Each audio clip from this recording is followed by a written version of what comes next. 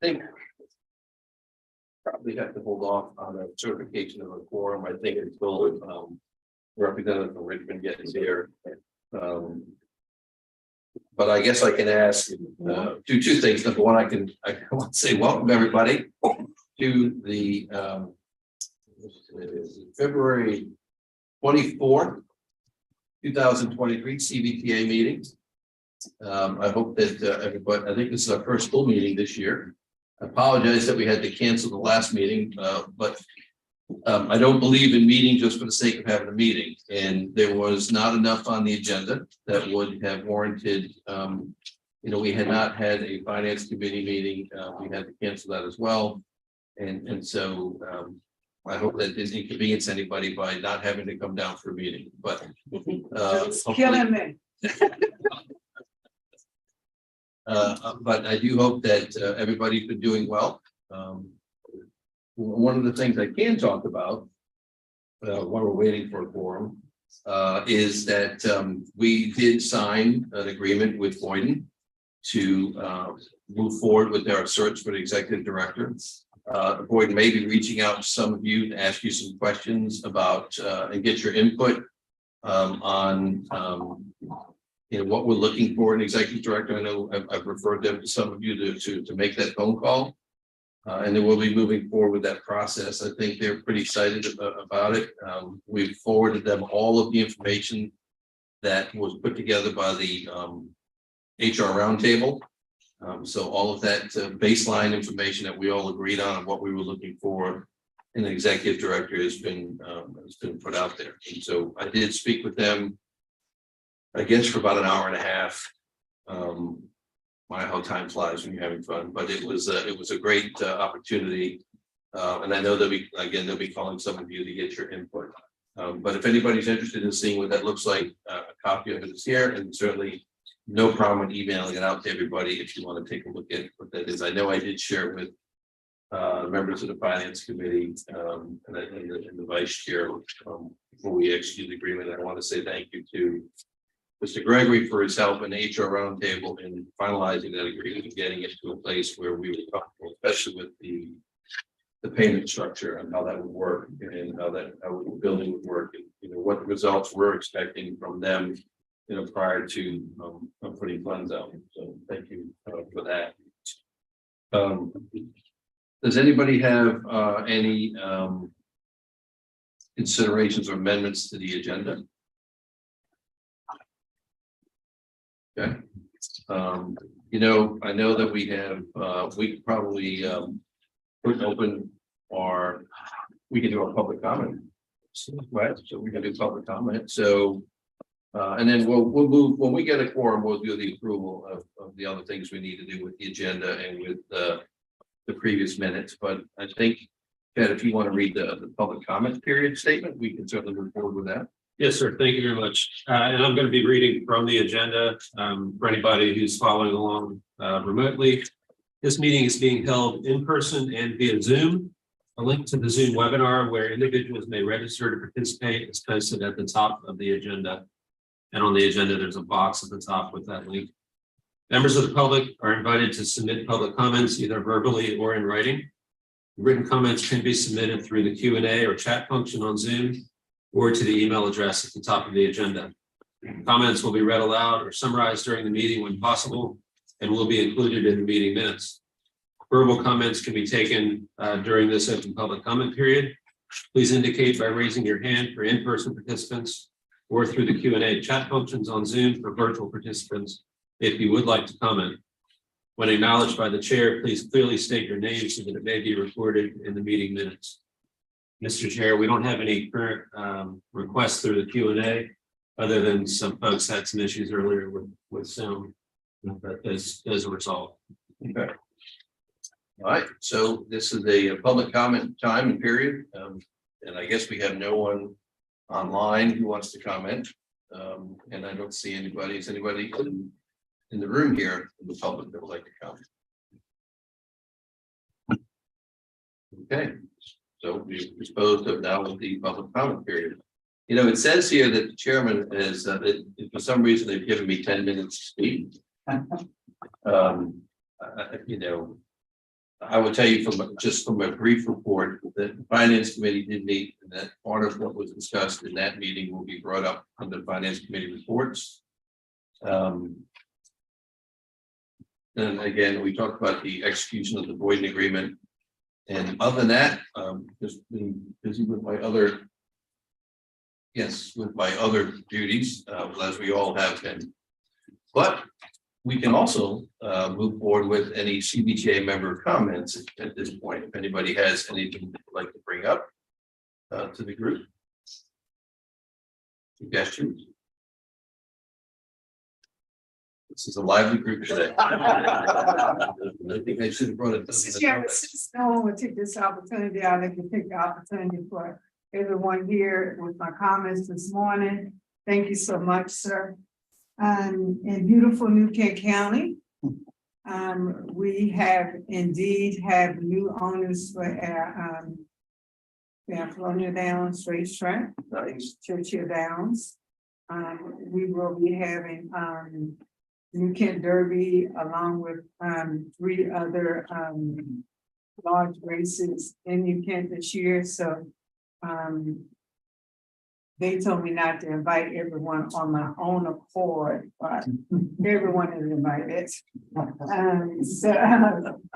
To New Kent, as we have different activities going on.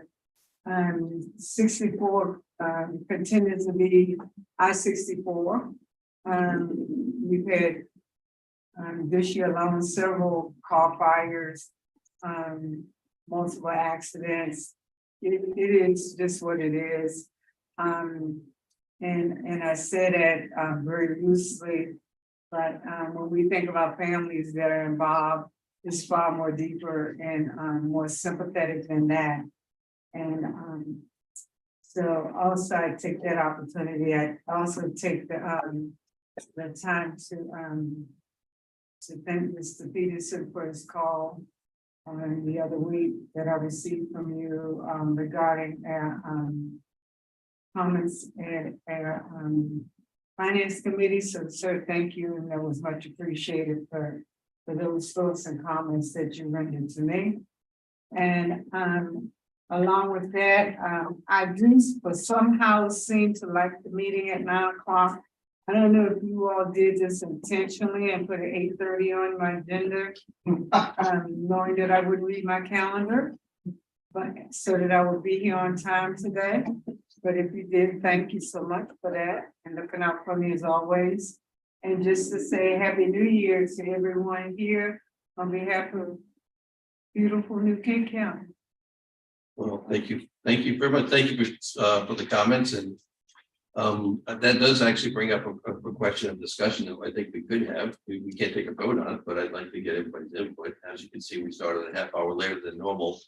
You know, certainly I think the input is always important to our members. Is you know, as something to consider in the future. Is 8:30 a better time, or is 9 o'clock a better time? You know, I think we've been meeting at 8:30 since the inception. Only because we at that time said, let's just meet at 8:30.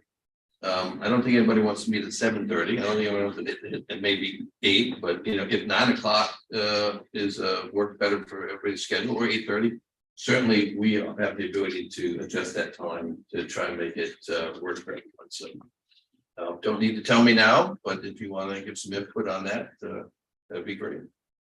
Yes, sir, Mr. Chair. Oh, I'm sorry, Mr. Chair. Mr. Chairman, you know, you may recall that I think we met at 8:30 on my aegis for 2 years. And I just wanted to compliment you, even if it was an accident. I don't think it was. I think it was good planning, good strategy. But actually 9 o'clock is a better time. Okay, well, there's one. I like that. Well, certainly we are all I need to be like flexible. across the bridge. What's that? 9 9 o'clock getting across the bridge is better. Okay. All right. I appreciate the input. What else can we do? Mr. Chair, I have a comment. Yes, sir.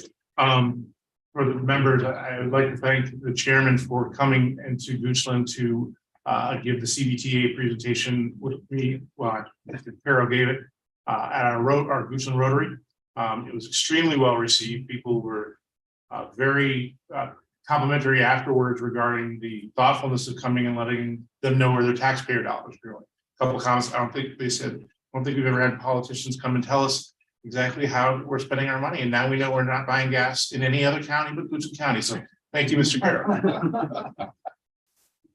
It was a great group. It's funny, it's the second Rotary that we did a presentation for. I know we have Enrico's coming up. We also did the city of Richmond. And so, you know, when Neil and I did the Rotary, of course, you know, we handled that ourselves, but Chet has been coming with me to do all the presentations and really doing the bulk of the presentation when we do it. And we're actually doing the Chesterfield Chamber next week, March the 8th, I think. And that's going to be a big crowd. That's usually we have 200 plus people there. And I think we have 2 left, right? Just one? Yes, Goochland and Enrico, that's it. Yep. And so I will say that I do think that it's been very important to get to go to all of the jurisdictions and let the people know what CVTA is all about and what you as their representatives have been doing for the last couple of years in trying to bring this organization number one out of the ground with our excellent stewardship from our really great chair for 2 years, Mr. Sultan. But it's really been about us all collectively working together to do this. And part of that's exactly what we talk about, which is the collectively how everybody's worked together very well to really put our best foot forward for the region for transportation. So it's been my honor to be able to come and do that. I think we can do the finance committee report, is that right? So we can move forward with that. That'd be great. Thank you, Mr. Chairman. Finance Committee did meet on February 8th. And it was also fairly light meeting, but we did have some discussion about tax work with the fact that there's ongoing work looking at project eligibility requirements. So whether they need to be adjusted or not. Well, the TAC is continuing to work on that. We had some discussions about bonding and debt service and PFM, our financial advisors, were online with us at the meeting, and we want them to come speak to us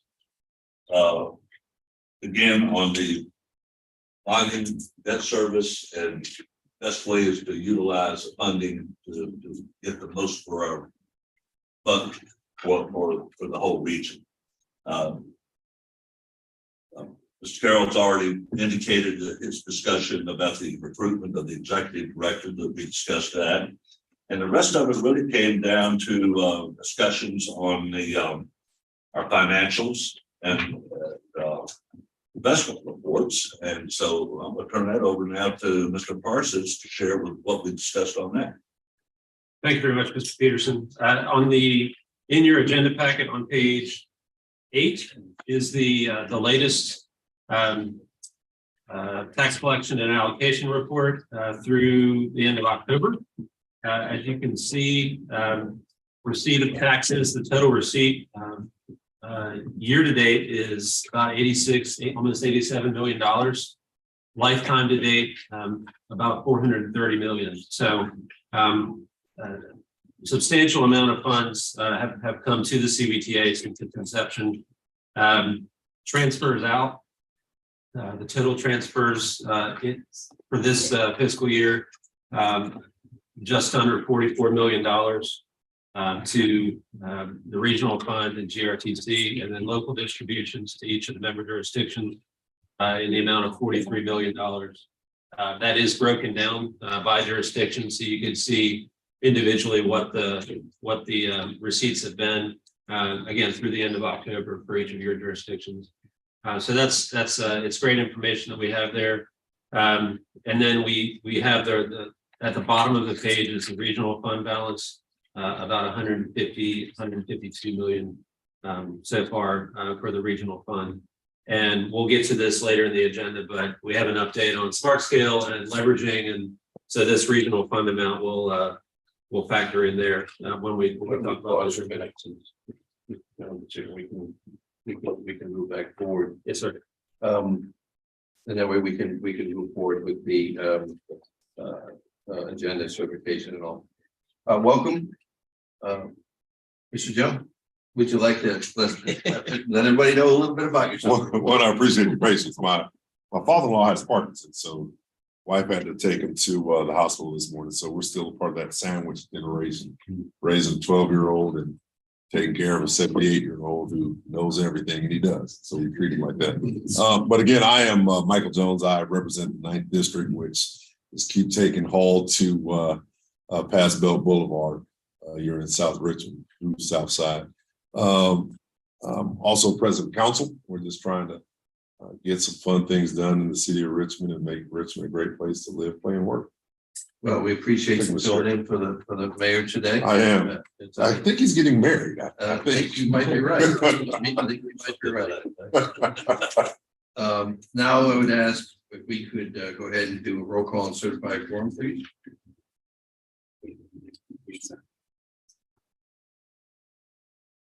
Ashley, Mr. Hodges. Here. Mr. McGraw. Charles City County, Mr. Atkins. Mr. Coda. Give us a. He's online. Mr. Code is online. He's muted.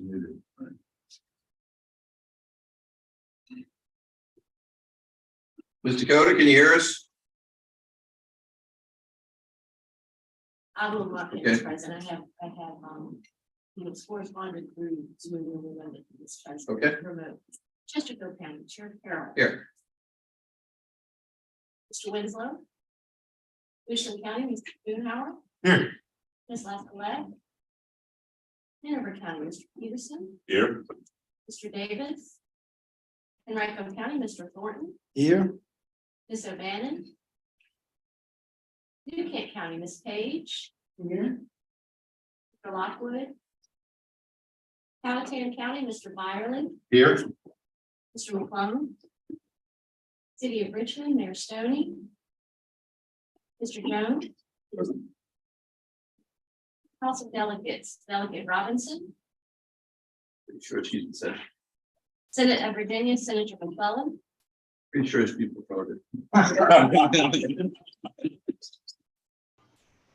Transportation Board, Mr. Brown. Capital Region Airport Commission, Mr. Miller. PRTC, Ms. Adams. Here. Ms. Torres. Here.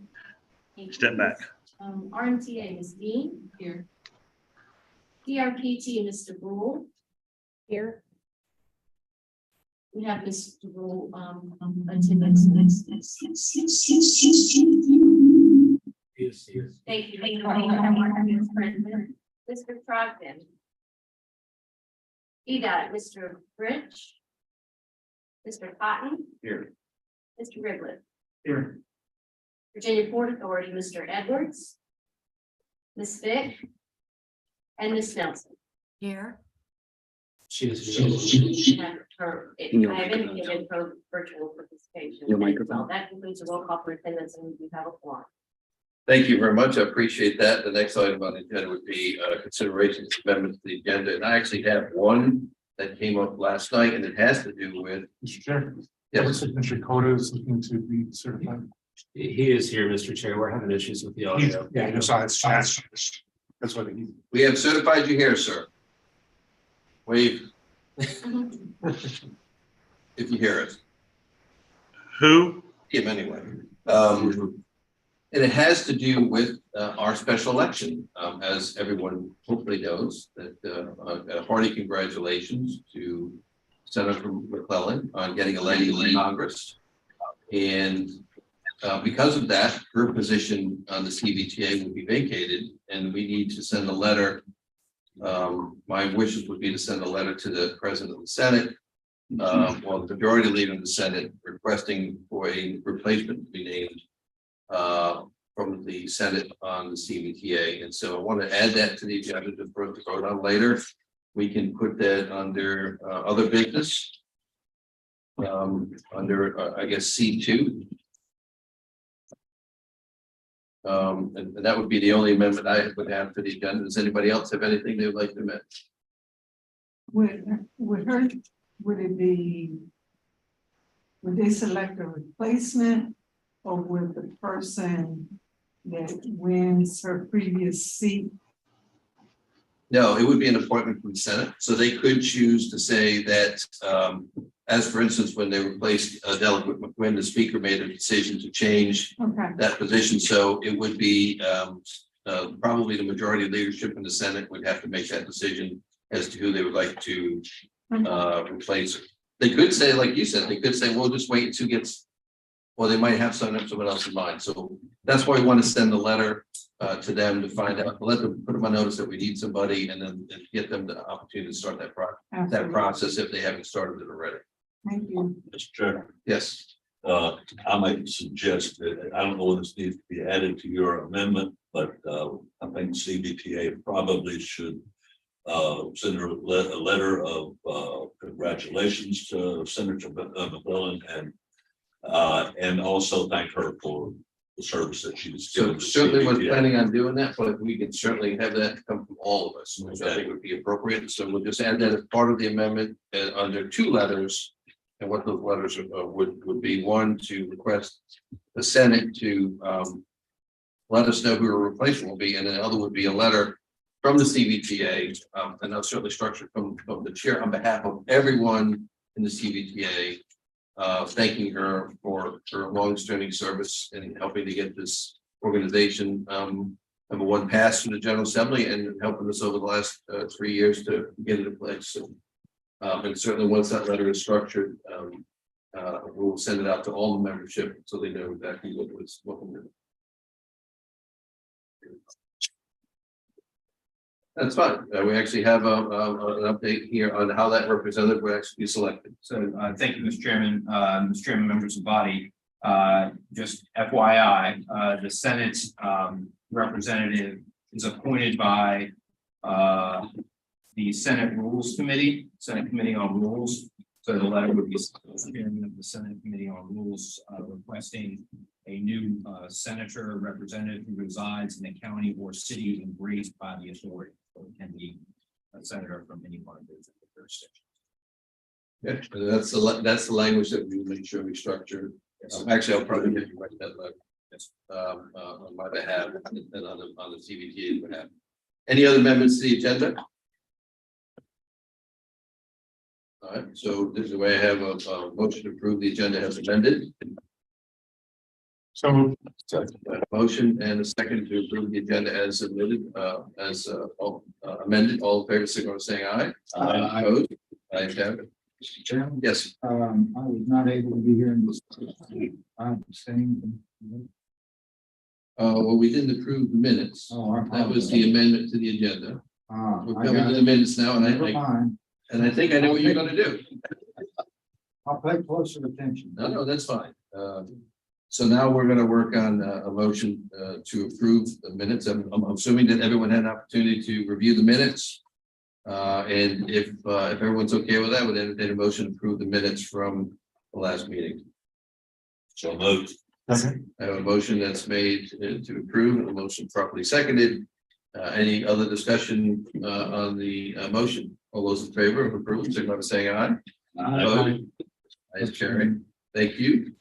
One abstention. I think we've done the chairman's report, and I think we were moving forward again with the finance committee report. Mr. Parsons. Yes, sir. Thank you. Just to recap, on page 8 of the agenda packet is the latest report of tax collections and allocations through the end of October. And if you remember, we are on a 3-month lag, so this is the latest information we have from the state. We have a total local distribution year to date of $43 million, and it's broken out by jurisdiction. This is one of the points of information that we have been sharing in the CVTA updates as we go around each jurisdiction. So to highlight the local contributions and the projects that are being highlighted with those funds. We do have it's also broken out into the payments to GRTC, which is the 15% revenues, as well as the payments into the regional fund. Page 9 and 9 through 12 are the latest investment reports, and I'll focus on page 11 for the December report. It's broken out into the mix. The pie chart there shows the mix of the current investments in the portfolio. And I think the highlight is the bar chart on the bottom of page 11. Interest earnings for FY23. You can see that our partnership with Chesterfield County as the fiscal agent is very fruitful, and we've gotten a great return on the investments and the interest earnings and how that is reinvested over time. One other highlight to note is that our staff is working very closely with Chesterfield staff right now to make sure that funds are liquid when we expect regional funds to be used and necessary over the next few months.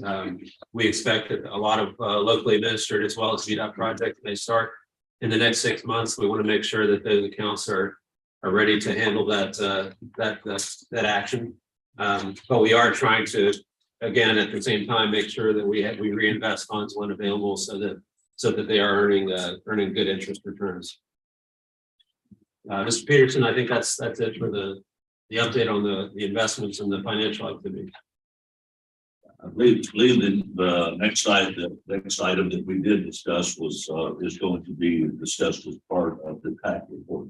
So defer on that. That completes the finance committee report. Thank you. I appreciate that. I do have to just give a shout out to my treasurer. Again, Rebecca Longnecker, who is really working with her team on managing the investment portfolio. As you can see, that number of $1.1 million in fiscal year 2023 compared to what it was in 2022 is a substantial number. And of course, those additional funds, as we make those to investment, will again be used in the future towards these transportation projects. So kudos to her. Next on the agenda, I believe, is going to be anybody. Yes. How is the allocation determined for the investment? So I believe that's actually in the packet on page Policy or 10. How did they choose it? yes, That would be a Rebecca question as to how she chose to do the investments. As of this page, she's not here, but I can get you an answer for that. I mean, we have a policy on it. This is a policy that we put together. So that's all I want to. yes. Now I'll get you some more information on that. Like we'll get forward the policy to you, so you have it. Absolutely. Any other questions? I think we are at the tax advisory update. Tax chair. Good morning, Mr. Chair, members of the authority.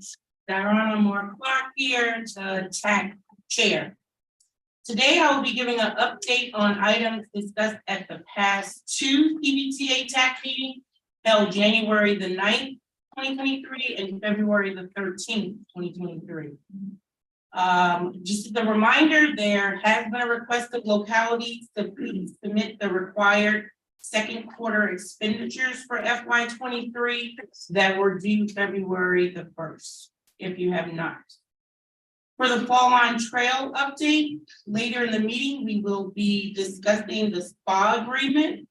This is a necessary agreement for localities that will administer the Fall Line Trail projects themselves, and it will also enable all jurisdictions to spend regional CVTA funds. I did want to provide a quick update on Smart Scale Round 5.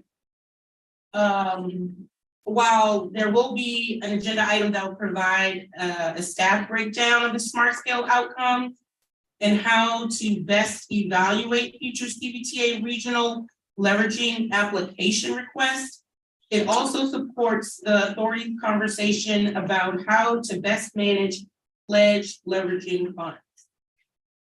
Most localities, based on their original guidance, accepted the authority 2-year pledge of allowing them to use these funds as leverage. The TAC at its meeting a couple of weeks ago discussed how the guidance addressed leveraging swapping, which we don't like that word, or reprogramming and or deobligation of funds. TAC discussed this preliminarily and understood that regional dollars for leveraging was a benefit, not a given. So again, the regional funds that are leveraged are not a given to any one locality. TAC also discussed finalizing its discussion on the eligibility requirements for highway projects, in which the recommendation to the authority will address issues around inclusiveness among all member localities and the importance of having a priority projects category. TAC does plan to hopefully bring to the April meeting recommendations in regard to the update of the project prioritization framework document. So that's the document that the TAC would, at least in our empathy years, review annually until we really begun to understand and make sure that it's inclusive for all of our localities and it's a benefit to everyone. That's all I have, and I can take any questions if there are any. Well, that was great and short and succinct to the board. Anybody, any questions of that? Well, thank you. We appreciate it, Mr. Chairman. Yes, sir. I know we recognized back the first.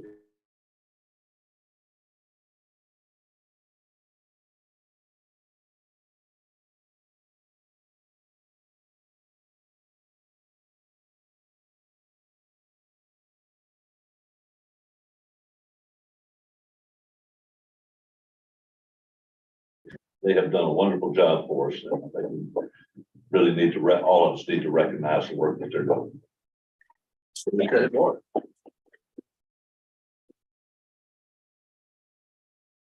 Thank you very much, appreciate it.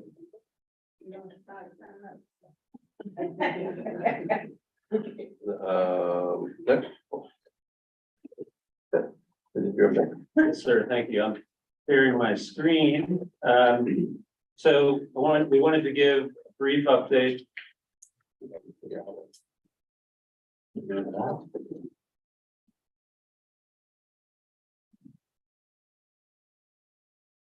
So what's on the screen is also in the packet on page 13. And before I start going through the material, I think this is a great illustration of the connected nature of CVTA to the MPO, to Richmond Regional Transportation Planning Organization. If you recall, the TPO is the official applicant for Smart Scale, and along with Plan RVA. And so this is a good melding of the all the different efforts that have gone into place, whether it's the application for Smart Scale itself, the leveraging commitments that CVTA makes, or the work in between that the both TACs have done to make these projects move through the system. So what we have done is taken a look at the staff recommended actions for Smart Scale Round 5. Those are currently in review now, and we think CTP will take action by the end of the fiscal year. But what we have on the screen and in the packet is a summary of all of the applications that were submitted for Round 5. From left to right is the project title, the sponsor, and it's I believe it's sorted alphabetically by the sponsor. So you can look up, for example, Mr. Hodges, you can see the 3 Ashland projects at the beginning of the list. Yes, 4, excuse me. So Wait now. so moving, continuing to move to the right, the year of expenditure estimates, and this is the total cost estimate for the project. The darker, the purple, the 2 purple columns are the benefit score that was calculated for each project through Smart Scale, and then the benefit cost score when you factor in the total cost. The lighter blue, the next 2 columns, is the any leveraging that was provided by CVTA, and then the total leveraged amount. Some projects had other additional funds that came from a different source, in addition to any CVTA funding. So that's all the nodes that went into this analysis. So what we've done based solely on the round 5 scores, is do some calculations, some iterative calculations to see what additional leverage might have been needed once we know what the break-even point was in terms of how the scoring evolved through this process. So we know which project did get support from the staff, and right below that line is which projects didn't get support. So we wanted to look at that score to see what additional leverage might have been helpful for each individual project. So you can see, for example, the Trolley Line Trail Phase 2 did not get support for funding, and the calculations showed that there was almost the additional leverage needed was almost the whole amount of the cost of the project. So that's one extreme. And as you go through the list, there are other project examples where a project may have only needed maybe a couple $100,000 on a $20 million project. So this is just some good context for evaluating how the scores were applied from round 5. And we think it'll be useful as we think about leveraging commitments and how we approach the next round of Smart Scale in about 1.5 years. So we are behind the scenes, staff is working on a larger tool that kind of follows this model, but it looks at all 5 rounds of Smart Scale and takes into account the different scoring criteria that were set up for each round. That's kind of the wild card for this, because every round of Smart Scale has different criteria. So we can't absolutely predict what the results will be for any particular application, but we hope that being able to put all this information together will at least give us a clearer idea if we're throwing darts at the board to see what the leverage amounts might be to get a successful project and a recommendation. Again, I said this is an ongoing effort, but we think it's good information. We have shared it with the TAC and the Finance Committee, and are working with both groups to revise this as needed and add in other details as we continue to move forward. Mr. Chair, I'd be happy to take any questions, but this is not an action item; it's just an information. I think. Anybody have any questions on this report? I have one comment myself, but if anybody has any other question. Sure, comment. Yes. Mr. President, I very much appreciate the efforts that you guys are taking on to try to crack this Smart Scale nut. I think all of the work that we did to support, that you all helped me with to support the Ashland Road project to bring $600 million economic development project with 1,000 jobs to the region, scored 70th, even though we were bringing half of the funds, scored 70th out of 83. I just want to let that sit. This body said this is one of the most regional things. I mean, we had to do some heavy lifting to move project funds off another project, and yet it still scores 70th out of 83. So any help that we can give you to help crack that, Mr. Carson, Richmond is willing to lean in and help. That's a conversation for another day, but I think I will have a conversation with you about what I think we also need to do in respect to that. What I would say is that when you look at these numbers, what's telling is what our estimates were that were submitted for what we thought our project costs were going to be, and then what those things were changed to for what the Smart Scale said additional leveraging was needed. Because if you look, it basically said that the cost of those projects were far exceeded what we actually had submitted. And part of what I believe we brought forward both in this body and the Finance Committee, and I think in the TPO, is that we need to really take a look at how we are structuring our estimates on our projects as we put these things forward. To have, I guess, what we would say estimates that are more in line with what VDOT is estimating. And that is an important tool for us, and then determine how we're actually going to look at leveraging dollars, quite frankly, or even if there's a future discussions that we're going to have on maybe changing our funding mechanism from where it is currently today with PAYGO and 10% to something else. And so that leads to future discussions. based on what happened in this round on what we need to do to be able to fund some of the projects that we put forward that did not get funding and what we need to do to move forward with that. Any other comments? Mr. Chair, just to back that up, that's one of the things Finance Committee did ask for with BFM. They started looking at alternative ways to embellish our funding. And Mr. Chair, I think that when we talked about it earlier, we talked about the rising cost of projects, but we never really went into has Smart Scale adjusted to, VDOT has adjusted to rising costs, but has Smart Scale adjusted to rising costs, or have they done it unbeknown to us? So hate to put a member on the spot, but Mr. Totten, can you shed any light on any of that? I thought you were looking at me. I was like, oh no. That was a Tom Brady fade.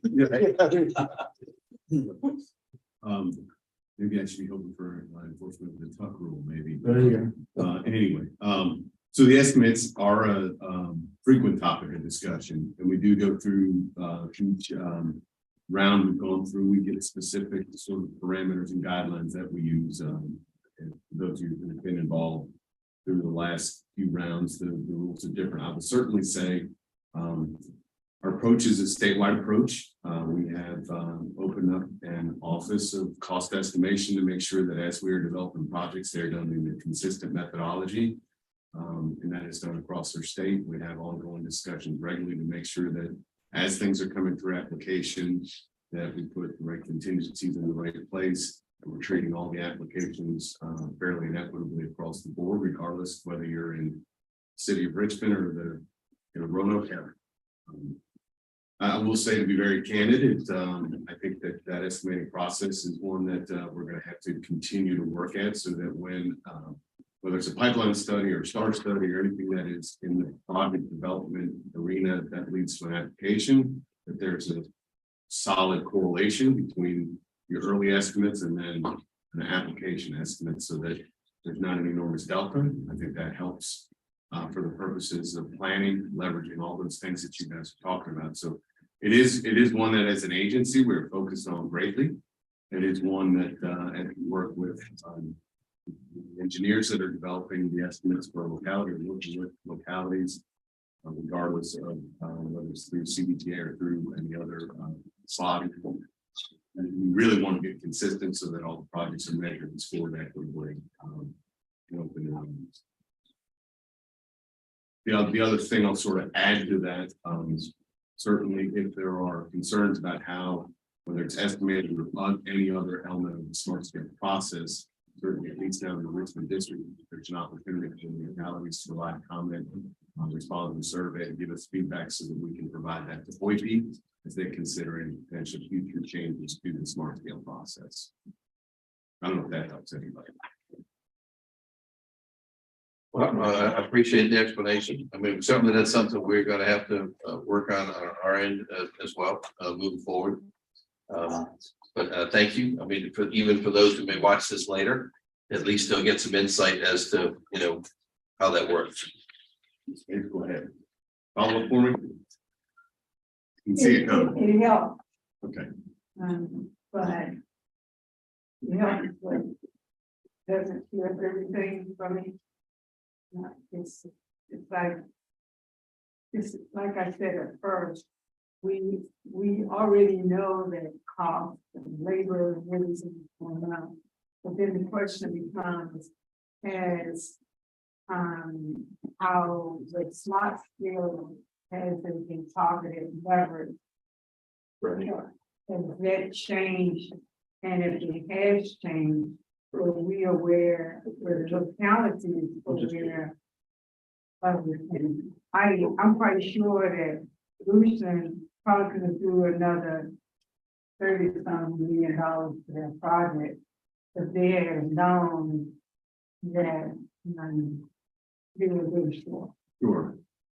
Well, I think that's the great unknown, is how much leveraging money is enough to get it to score well. And that those rules are slightly different every time. I don't know that, if you were to ask anybody who has, applied for a project anywhere from smart scale round 1 to round 5, there's consistent. If I get to 40% leveraging, 20% leveraging, and I don't know that there's a metric or a matrix that would lead you to this is the sweet spot or the right number to put in. I think this thing is kind of very disheartening. Yeah. When you work so, continuously to try to be where you think, hey, this is a great number here. Right. And then you still score so low, you know, so. That is it. I'm not gonna hold up a meeting, I'm gonna say I'm good. Thank you. He answered all my questions. Thank you. Perfect. I mean, that's why we have a meeting, so that we have issues come up, that we can certainly have some expertise in the room to give answers, and so it's perfect. Any other questions? Move forward. Mr. Parsons. Yes, thank you very much. The next item is 2C. I'm actually going to defer to Mr. Gregory. This is the CVTA locality SBA update. Mr. Gregory. Yes, sir. Thank you, Mr. Chairman. Thank you, Mr. Parsons, Mr. Chairman, members of the authority board. Before you in your agenda packet on page 17 is a draft project agreement. As you recall, the CVTA has an SPA with VDOT, right? That's to govern projects that are funded by CVTA that VDOT coordinates, right? The CVTA funds. What this document is a sort of mini SPA to govern projects that are funded by CVTA, but administered by member jurisdictions or administered by VDOT on behalf of member jurisdictions, right? Because those projects will come up and will be funded by CVTA pursuant to the statutory scheme. So we've been working on this standard project agreement primarily with Richmond and Rico and Chesterfield, because this SPA has been developed with the idea that the Fall Line Trail, which is the preliminary project funded by the CVTA, will be a good vehicle for us to develop this. And the Fall Line Trail is unique because, or other projects like this are somewhat unique because in some of the jurisdictions, the project will be administered by VDOT, right, on behalf of the jurisdiction. Whereas in Richmond, Henrico, and to some extent Chesterfield, the Fall Line Trail project and future CVTA funded projects will be administered by those jurisdictions themselves. As you know, Henrico County is one of only 2 jurisdictions in the entire Commonwealth that handles, or counties that is, that handles its own roads, right? So Henrico will be administering the Fall Line Trail project. So the CVTA needs an SPA with Henrico County itself to provide for the development of that project, the funding of that project, and the ongoing maintenance of that project. Same is the case for the city of Richmond, of course, and to some extent Chesterfield. So with the Fall Line Trail project funded, we need to get this agreement in place so that those funds and the project can actually start, they can actually start doing real work on the project, and those funds can start flowing. This template agreement will serve eventually as the SPA for all CVTA funded, locally administered projects going forward. Okay, so what you have before you today is a draft, basically finalized draft. There will be some additional minor tweaks to it. And of course, each one of these SPAs will be based upon this form, but will of course have the blanks filled in for each respective project going forward. So what we're asking for you today is to approve this form contract as to form, subject to final approval of legal counsel and the chair, so that we can fill in the blanks, make final sort of non-substantive revisions to get the dots in the right place, the I's dotted and the T's crossed. And then if you approve it as the form today, Next month, we will be coming back to you with the blanks filled in for the FLT project. And then in April, actually in March as well, what you probably will see is other projects in addition to the FLT brought back to you for final approval in final form, probably from Henrico, very likely from Chesterfield, and then in April, probably the city of Richmond will be coming forward with their own project. And then going forward, you'll see these things start to come through on a regular basis. So what we're asking for you today is to just approve this as the form. And happy to answer any questions for you, but that's the process that we've been working on. Legal counsel for those jurisdictions that I specifically mentioned have been involved in the development of this agreement, and I appreciate their engagement. If we can get it approved as the form today, we'll begin circulating it to all the member jurisdictions legal counsel, and they'll be able to provide further input. But again, this is just as the form. It's not going to result in any project actually receiving funding at this point. This is not a specific project agreement. This is just a form agreement that we're continuing to refine. But we believe it's in reasonable form for you to approve as the form. Thanks, Chair. Ms. Parsons. Mr. Geiger, one additional, like a 30,000 foot view. Am I correct in thinking that we have an existing CVTA VDOT SPA? That's right. That is being used right now for the design build one fall line project. That's right. This is very similar in nature, but this is an agreement between CVTA and any local locality who is going to administer their own project. Correct. So there will two arrows in our quiver that essentially achieve the same purpose. That's correct.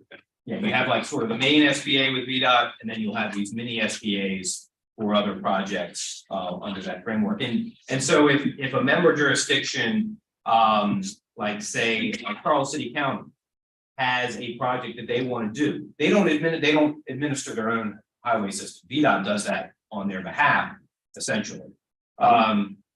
They would have an mini SBA agreement with CVTA to allow for the funding, but VDOT would be the actual administrator of the project on their behalf, right? So you basically have two agreements working together in concert. Thank you. And members, any questions? Mr. Chairman, I'm gonna notice on the second page of this agreement, we've got a comment about little movements, that's provisions for ongoing maintenance. Yes, sir. I think that raises a question in terms of CVTA funds. Are our funds being used to develop projects, or are we going to be using CVTA funds for continuing maintenance of things that we've done? Is that something that we should be discussing as part of this? Certainly, I think ongoing maintenance of projects, just like any other project, would be a reasonable way to use CVTA funds that are approved by the board. And again, this is for the 50%? The local use. No, it's the local use.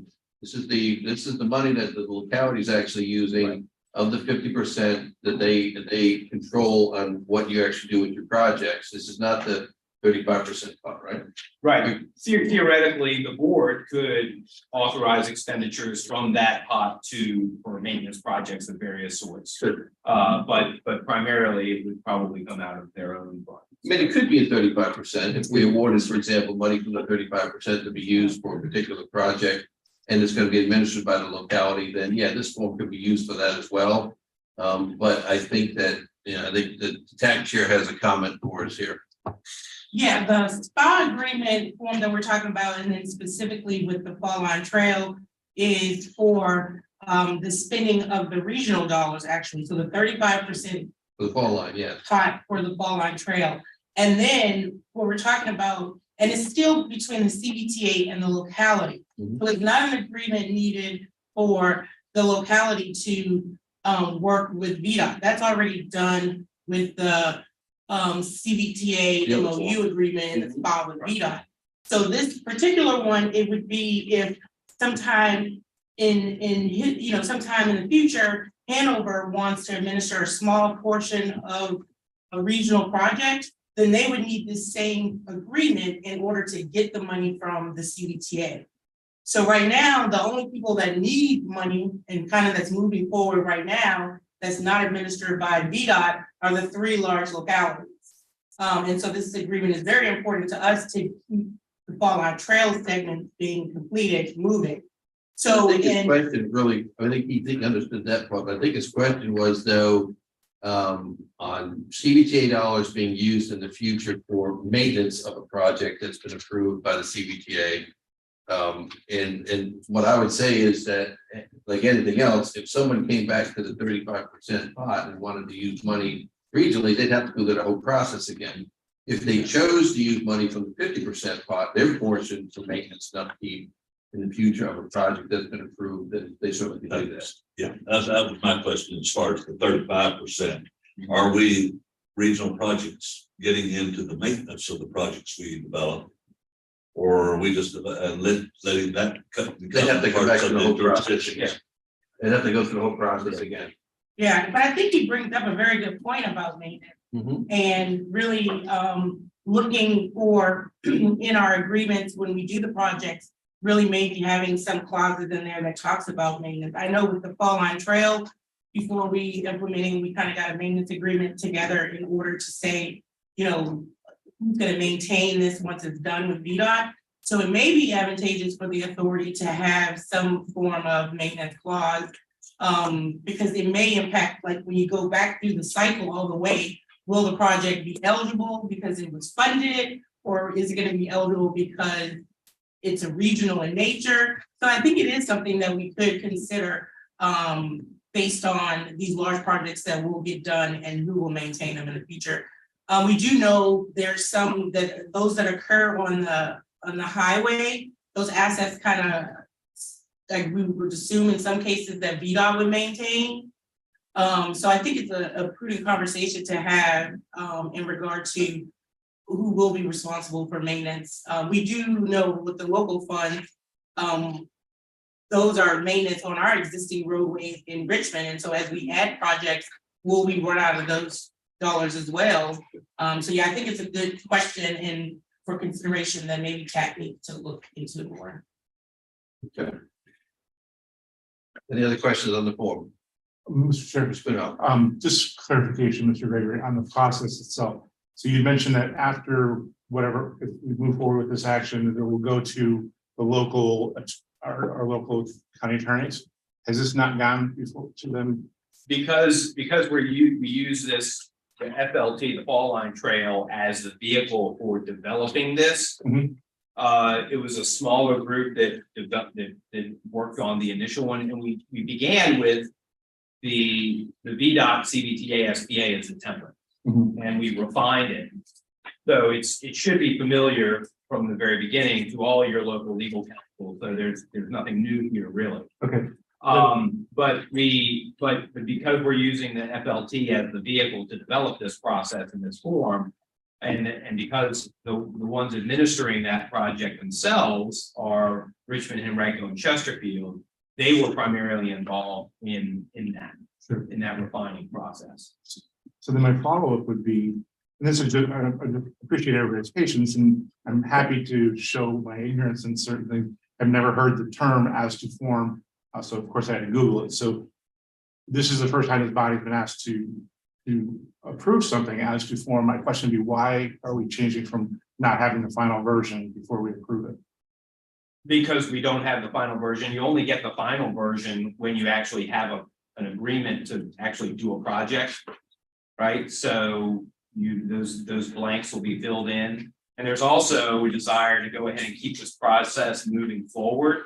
If you want, we can delay it another month. I'm just asking the question. I'm saying, I don't know. Yeah, but it's basically because we've got it in a form that we believe is reasonably complete. But as I mentioned, we still have some I's to dot, some T's to cross, and some minor things to work out. But we had the caveat that it will only be approved as going forward, subject to legal counsel approval. And then next month, we're going to bring it back and it will be in final form, and you'll have that in advance, as will your local legal counsel. And we'll hopefully have those blanks filled in and, all those things. I'll say this, to this, that if for some reason we bring it back next month, that someone's legal counsel's come forward with some concerns, we can always bring it forward with an amendment to what we approved and say, we're gonna change it to, or we want to look at it, consider this. Sure. This just I gets. just involved. appreciate this new process, new No, terms, I'm just trying to understand. no, good question. And again, it's really just a proven form to move forward. But if we come back next month and say, can we get an amendment to it? We work on motions here. Motion first, second, we make the change. We Fair enough. work collectively, and I think we've done it great for a couple of years. So, Thank you, Mr. Chair. yeah, great question though. And I may tell you, so what we're voting on today is not to dispense any funds. So Nope. this is just a Yeah, matter of of course, yeah. the form we're going to use to come to an agreement. Yes. I was actually just looking for free legal counsel on what I format, and that's really what I was doing. Hey, and you can watch this video later again. I probably will have to. Any other questions? Yes. One additional item of clarification. I don't want to leave with any confusion. So I heard some discussion earlier about local funds versus regional funds. This is only for regional funds. Regional funds, okay. So this is really concerned only with funds that CVTA is responsible for. The 50% local funds are gone. That's up to each jurisdiction to manage and make sure that they are being spent accordingly. So this is just for the. Okay. All right, well, that confusion was probably caused by me, so I apologize. Anything else? We act on motion. Do I have any motions to approve the form as submitted? So moved. Second. Motion made and seconded. Any other further discussion on the motion? I think, can we do a voice vote? Yes, sir. Okay, we'll do a voice vote. All those in favor, signify by saying aye. Aye. Nice carry. I think we actually already did the CVTA member comments, but I will open it back up in case there is any of the discussions have moved anything forward. If not, we'll go to other business, which is number 2, which is the letters that we're going to request to be sent out on behalf of the CVTA. One, which is requesting from the Senate's Rules Committee a replacement for Senator McClellan, and the other a letter of congratulations from the members of the CVTA on Senator McClellan on her election to Congress. And if anybody has any comments, now's the time. If not, I'll entertain a motion to approve the CVTA to chair to issue those letters on your behalf. That's good. Did we ever send a similar letter to the government? Great.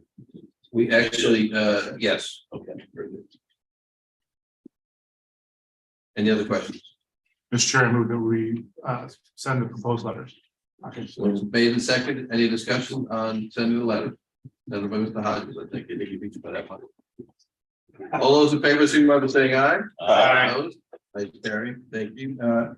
Last call. Anybody has anything they would like to add for today? Thank you very much for coming to our meeting today. You've made it so we could have our quorum, and I hope that this was educational. It was our pleasure to come before the city council the other day. I didn't mention that we were there the other day. They had great questions for us. I hope we answered all the questions satisfactorily. Indeed, I'm gonna go back and see where my projects are. There's a few of mine on here, so go back to talk to my folks. Where are we? What are we doing? Not seeing any other comments, we will stand in the adjourn. I have a motion to adjourn. A vote. Thank you. All in favor? Aye. We are adjourned.